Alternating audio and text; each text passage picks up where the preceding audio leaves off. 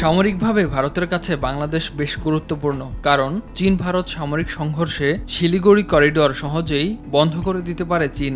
Siliguri corridor দিয়েই ভারত তার পূর্বাঞ্চলীয় রাজ্যগুলোর সাথে যোগাযোগ রক্ষা করে থাকে।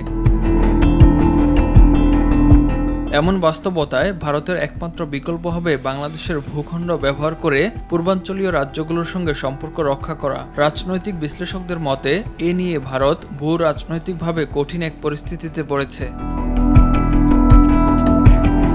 মূলত চীনের নজরে রয়েছে ভারতের এই গুরুত্বপূর্ণ করিডোর। এই করিডোরকে টার্গেট করেই বিভিন্ন রাজনৈতিক কৌশল পরিচালনা করছে চীন। শিলিগুড়ি করিডোর নিয়ে ভারতকে চাপে রাখতে ইতোমধ্যেই ভারতের প্রতিবেশী দেশগুলোতে কূটনৈতিক তৎপরতা চালিয়েছে চীন। নেপাল শিলিগুড়ি করিডোরকে নিজেদের অঞ্চল দাবি করে নতুন ম্যাপ প্রকাশ করে। ধারণা করা হয় এর পেছনে চীনের ইন্ধন থাকতে পারে।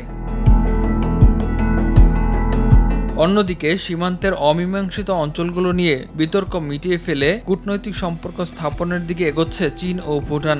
সম্প্রতি ভুটানের বেশ কিছু স্থানে চীনের স্থাপনা নির্মাণের স্যাটেলাইট ছবি প্রকাশ্যে আসে। এখান থেকে সহজেই শিলিগুড়ি করিডোরকে টার্গেট করতে পারবে চীন।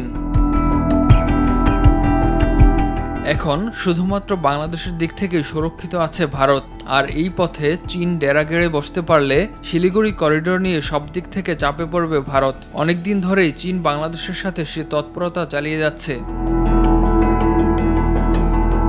এক্ষেত্রে চীনের সবচেয়ে সুবিধাজনক স্থান হচ্ছে তিস্তা ব্যারেজ এলাকা। তিস্তা প্রকল্প নিয়ে চীন ইতোমধ্যেই নিজেদের আগ্রহের কথা প্রকাশ করেছে। অনেকদিন ধরে বাংলাদেশের সাথে ভারতের তিস্তা চুক্তি ঝুলে আছে, যা কাজে লাগাতে চায় চীন। বাংলাদেশকে তিস্তা এলাকায় নদী খনন ও আশপাশের এলাকা উন্নয়ন প্রকল্প বাস্তবায়নে সহায়তার প্রস্তাব দিয়েছে চীন। তিস্তা প্রকল্প চীনকে দিলে চাপে পড়বে ভারত। এতে ভারতের পূর্বাঞ্চলীয় 7টি রাজ্য হাতছাড়া হওয়ার শঙ্কা তৈরি হতে পারে। ইমতিয়াজ আহমেদ, RTV।